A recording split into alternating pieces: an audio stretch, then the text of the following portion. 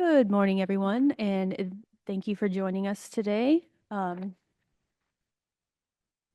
West has left CalRecycle, so I have this honor. So bear with me as I try to do as great a job as she has done in the past. Good morning, and thank you for joining us at CalRecycle's October 2025 public meeting. A quick reminder, we will briefly pause after each agenda item to give our live Spanish language interpreters time to relay information. We're taking live public comment throughout the meeting. Please raise your hand in Zoom or call now if you have comments on the upcoming items. Before we begin, we do have some interpretation services announcements.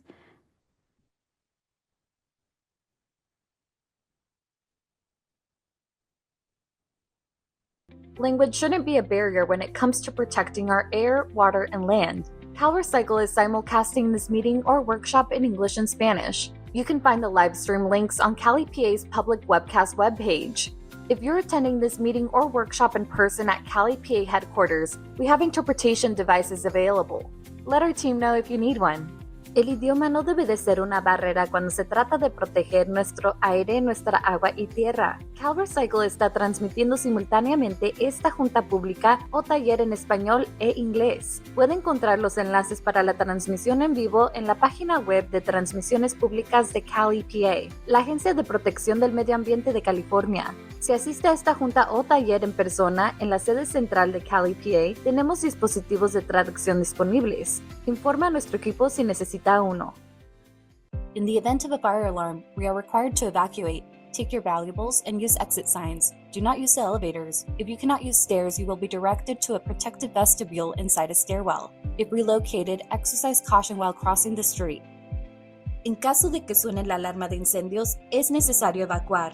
Tome sus objetos de valor y siga las señales de salida. No utilice los elevadores. Si no puede usar las escaleras, será dirigido a un vestíbulo protector. Si es reubicado, tenga cuidado al cruzar la calle. Making a waste-free future happen together.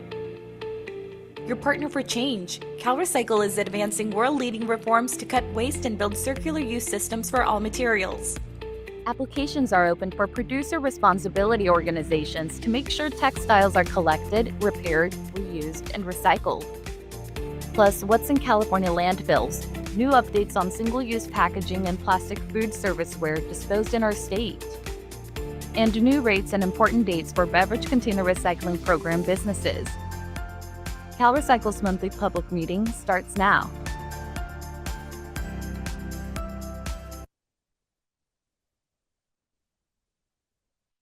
Okay. A reminder that we are taking live public comment throughout the meeting. Please raise your hand in Zoom or call now if you have comments on the upcoming items: disaster debris recovery operations, plastic pollution prevention and textile recovery EPR updates, and grants and loans.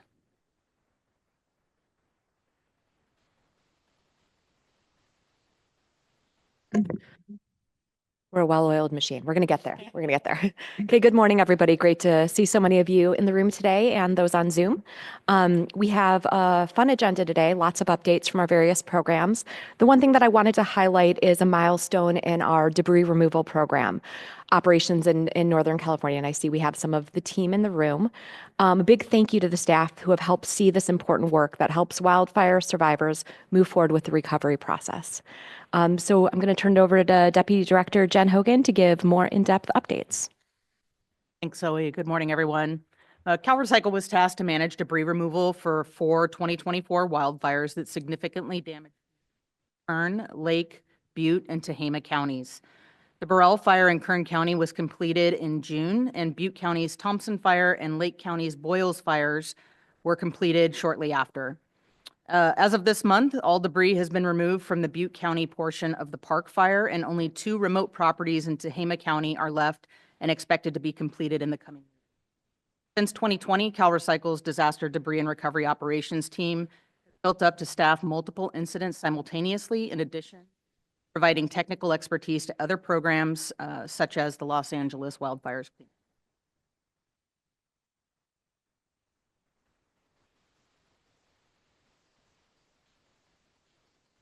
California's plastic pollution reform requires CalRecycle to conduct material characterization updates. Acting Policy Director Dan Brown has an update on those efforts.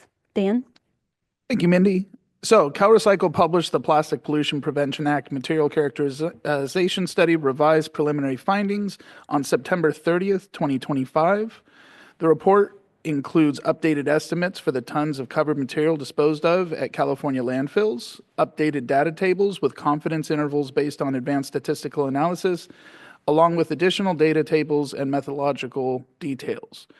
We will provide an overview of the findings at a public meeting on October 28th from 9 a.m. to 12 p.m. in the Sierra Hearing Room at CalEPA headquarters here in Sacramento.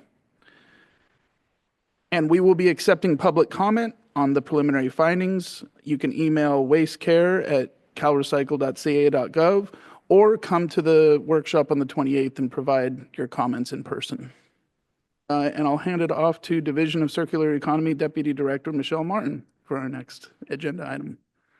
And good morning, everybody. The 45-day comment period on the proposed regulations to implement the plastic pollution prevention SB 54 ended on October 7th. CalRecycle is reviewing and preparing responses to those comments. You can sign up for email updates or visit CalRecycle's rulemaking webpage for more information. The public comment period for the partially recirculated draft program environmental impact report in accordance with California's Environmental Quality Act ended October 10th. You can find that and other reports on our packaging EPR webpage. And the Packaging Producer Responsibility Advisory Board held a meeting on October 17th, focusing on rulemaking, a presentation from the Travis Research on the Consumer Education and Access Needs Assessment Study, and an update from the Producer Responsibility Organization, Circular Action Alliance. The next advisory board meeting is on November 21st, 2025 in the Sierra Hearing Room. And for more information, you can visit our Packaging Producer Responsibility Advisory Board webpage. Next, a quick reminder that CalRecycle is still accepting applications from producer responsibility organizations for California's groundbreaking textile stewardship program under the Responsible Textile Recovery Act. The solicitation letter and application form are linked in the agenda and posted on our textile PRO application webpage. You can send your applications and supporting documents to textiles@calrecycle.ca.gov by January 1st, 2026. CalRecycle will review all applications submitted by the due date and approved a PRO by March 1st, 2026. You can subscribe to CalRecycle's Textile Stewardship Listserv for email updates. And now I will turn it over to Marissa Coda. She's the branch chief of the Financial Resources Management branch for our next agenda items. Thank you, Deputy Director Martin. Today, we're announcing $2.3 million to 5 tire incentive grant award recipients. Grant funds will be used to turn waste tires into new products like roofing shingles, traffic devices, flooring, matting, and transition ramps. You can read more about the awardees and their projects linked in today's agenda. Since 2014, CalRecycle has awarded over $27 million to tire incentive grant products and diverted over 11 million tires from landfills.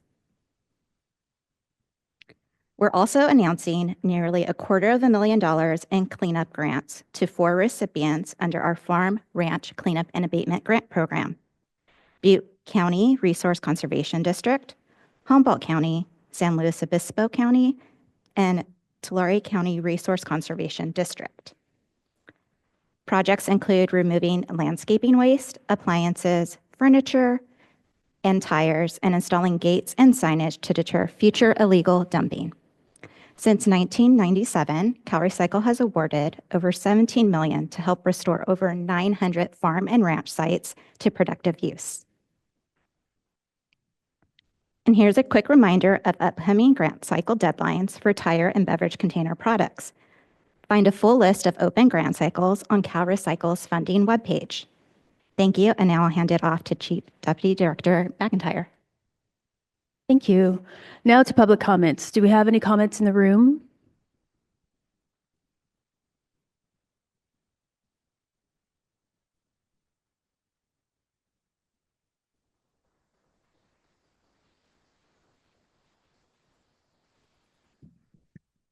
Good morning. Good morning. I'm Edgar, live from Sacramento today. I'm here on behalf of the California Compost Coalition. I'm speaking about something that's not on the director's report. The Zero Waste Report had a public workshop here on October 1st. Comments are due last week on October 17th, and I submitted comments. And it's such a big report. It's such a great opportunity to do the Zero Waste Report, and I was hoping to see a lot more substance in it on modeling, tonnage, a lot of things that were in the contract that didn't appear in the report. The report has a lot of top-down qualitative platitudes of yesteryear without any analysis for today or tomorrow. I was hoping we talk more about it. A lot of people who have been involved with zero waste, the veterans, don't even participate anymore. You know, zero waste was invented here in California by a lot of different folks, and we don't know what they don't show up to the workshops. The workshops are poorly attended. And what I asked 2 years ago was something that was more transparent, a process like a docket, or at the Air Resources Board and California Energy Commission, they have a docket where people submit comments and it's transparent. Everybody can see what everybody's talking about. We don't know what anybody's talking about. People know what I'm talking about because I'm participating in every workshop repeatedly for the last 2 years like a broken record. None of that really ended up inside the Zero Waste Plan. And the Zero Waste Plan is due on January 1st, 2026. And what we have today doesn't really cut it, and it doesn't fulfill the contract terms with Accenture. So I was hoping to have a transparent docket, and apparently we're not going to get one. I asked for public records quite a few times, and I was denied for any interim reports or any data that Accenture had. So that was very disappointing. We still don't have a good definition of zero waste. We're 2 years into this, and the zero waste definition should be following the mayor's conference as a great, and seeing that your clients are local government, and most of the responsibility of 1383 and 341 falls on local government, the best zero waste definition would be a local government definition. It's really pretty comprehensive. The mayors love it. There's a lot of zero waste cities out there implementing it. So it should harmonize with all the other zero waste definitions, and it does not. It tries to be cute by calling everything R's. It misses out on composting, bioenergy, fuels, and it misses out on recovery, which is an R, and that's not in the definition. On the waste management hierarchy, it misses again. There's a federal EPA waste hierarchy on organics that is pretty definitive, and there's a technical waste management hierarchy for the blue card. Elizabeth McMillan Foundation has really good definitions. And then on the organic side, there's a really good definition for the circular economy and waste management hierarchy. And that's not in the report anywhere. So I'm kind of remiss that we're 2.5 months away from the final report. We don't have the right definitions for a lot of key features. The biggest thing missing is a tonnage modeling. Within the contract, signed contract with Accenture, a $2 million contract, you're supposed to model zero waste for 2035, 2040, and 2045. That wasn't done at all. There is no tonnage modeling. There was supposed to be activity 5.0 was develop a waste profile in California for each type of waste stream, like what happens to wood waste, to hydrogen, what happens to all these different waste streams. It's not even modeled. And there's each EPR program, there's so many different programs, great programs like CalRecycle that does a lot of good work. And it's not even integrated. There's no tonnage of all the good work you guys do. It's a huge lost opportunity to CalRecycle to shine in all your great programs. And there's zero mention of anything, zero mention of biomass, the second biggest waste stream that's being thrown away. So there's a huge lost opportunity for not modeling the tonnage. It's nowhere to be found. I've done it back in 2018 data, submitted to CalRecycle at the beginning of this venture that showed that how did it get to 75% by 2030. That's what the Skinner bill wanted, that funded this $2 million plan, wanted a 75% plan first and then move on, as well as the alleged analyst office wanted a 75% plan. I prepared that for you with 2018 data and submitted in 2021 what it would look like based upon industry input. I represent a lot of different sectors of the industry, and it would a document that could have been well served, but wasn't mentioned, or no modeling was done in the zero waste plan. The biggest one is why we're here today is for greenhouse gas reductions. SB 1383 was not just a recycling law, it was a climate change bill. And as part of that, we got to model greenhouse gases. My 2018 data report for 2021 data, I did the greenhouse gas. The waste sector in 2018 was 3.7 net zero in 2018, using 2018 data. And if we meet all our mandates by 2030, 75%, will be 10 times net zero. There's no modeling of greenhouse gases in this report. Zero mention about the benefits of waste reduction to get to greenhouse gas goals, which want to be net zero by 2045. I look at this as a breach of contract at this point. I don't think Accenture fulfilled their contract, and they're 2.5 months away from a contract with a lot of heavy lifting that wasn't executed at all. And comments were due October 17th. I'd like to have access to them, see what other people said, but I've been shut out time and time again, asked for public records about this process, and there's no transparency, zero transparency for zero waste. So I'm at a loss today. What more I could say, because I'm the only guy left really standing caring about this. All the veterans who care about zero waste thought it was a waste of their time. They just tapped out, not participating. But I'm not giving up. There's still hope for zero waste. Thank you, Evan. As Evan indicated, all of the comments came in by last Friday, the 17th, and we're in the process of reviewing those comments now to incorporate into the plan. As Evan also noted, the plan is due to the legislature on January 1st, so our goal is to achieve that date. We've also heard requests for the public comments to be the comments that we've received to be published, and we intend to do that.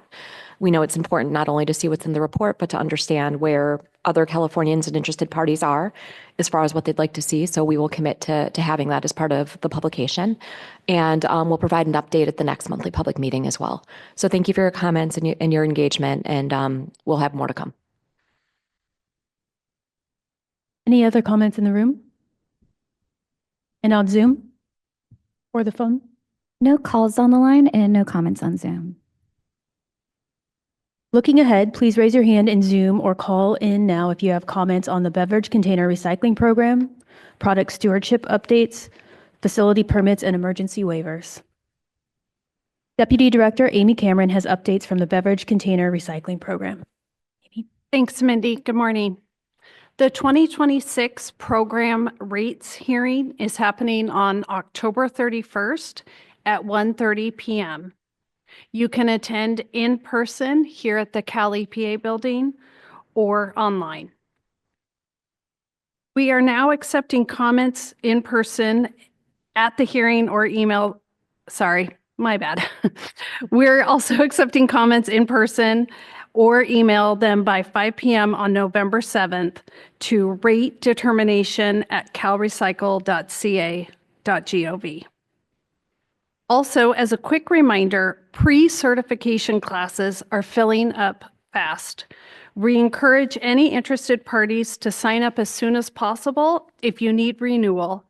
Check out our pre-certification training webpage or scan the QR code for more information. We will also have webinars in early 2026 for recycling centers or businesses that want to learn more about bag drop mobile recycling regulations that were passed earlier this year. We will post more information about those dates in December. Product Stewardship Branch Chief Karen Kafetz has our next agenda item.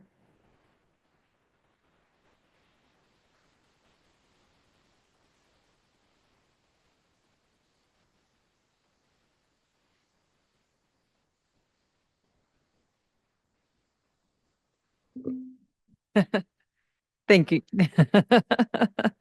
Thanks for your patience while I adjust to my own height. Okay, so first off, an update on our dealer cooperatives program. Our dealer cooperative stewardship organization, Circular CRV Association, made changes to its plan on October 1st. CalRecycle approval is not needed for the submitted changes. You can find the revisions on CalRecycle's dealer cooperative webpage and receive future notifications by subscribing to email updates. Right, next up. All right, and just a couple of announcements today about our product stewardship programs. The department has posted decisions on the following items, which are linked in today's agenda. significant changes to the Drug Take-Back Solution Foundation's home-generated sharps waste stewardship plan, and our Mattress Recycling Council's 2024 annual report and 2026 program budget. And that's all we have this month. Back to Mindy. Thanks. Thanks, Karen. Let's watch a quick solid waste permit and waivers program explainer, followed by October 2025 updates from Program Manager Nevin Yates.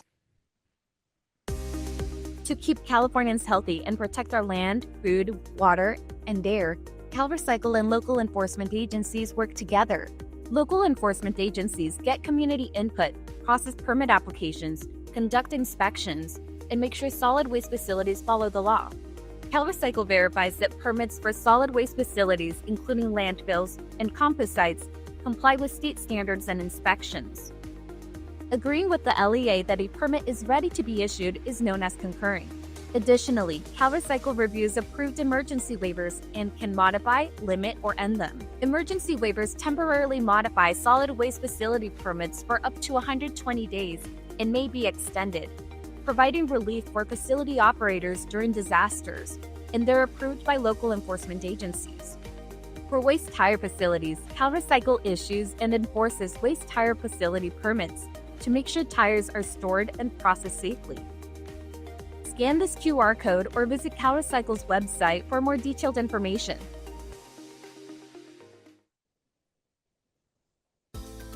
Since the September monthly public meeting, the department has issued a new minor waste tire facility permit for EcoCycle Ventures, Inc. in Solano County.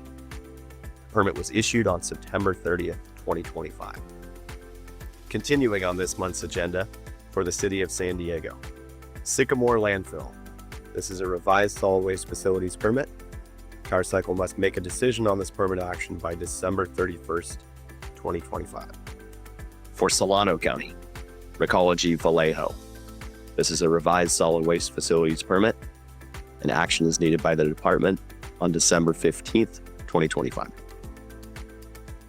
For San Luis Obispo County, Chicago Grade Landfill. This is a modified solid waste facilities permit, where CalRecycle is the enforcement agency for this site and must make a decision on the permit action by November 6, 2025. For Tulare County Compost Facility. This is a new compostable material handling facility permit, and action is needed by the department on December 2nd, 2025. For San Mateo County, Shoreway Environmental Center. This is a revised solid waste facilities permit. Action is needed by October 26, 2025. New to this month's agenda, for San Joaquin County, North County Landfill and Recycling Center. This is a revised solid waste facilities permit. Action is needed by December 7th, 2025. Preliminary review of the permit package indicates the following proposed changes. An increase to the total permitted daily tonnage from 1,200 tons per day to 4,000 tons per day. An increase in the permitted vehicle traffic from 850 vehicles per day to 1,200 vehicles per day. An increase to the hours of waste receipt from 7 a.m. to 5 p.m. to 6 a.m. to 5 p.m. An increase to the hours of operation from 6:30 a.m. to 7 p.m. to 5:30 a.m. to 7 p.m. The addition of self-monitoring requirements and LEA conditions, and updates to the joint technical document.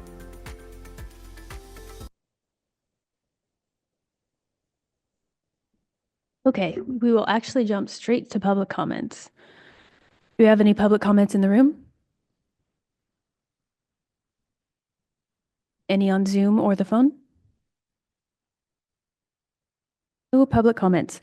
We will post the public meeting recording in English and Spanish to our YouTube channel in the next few days. Joining, and we'll see you next month.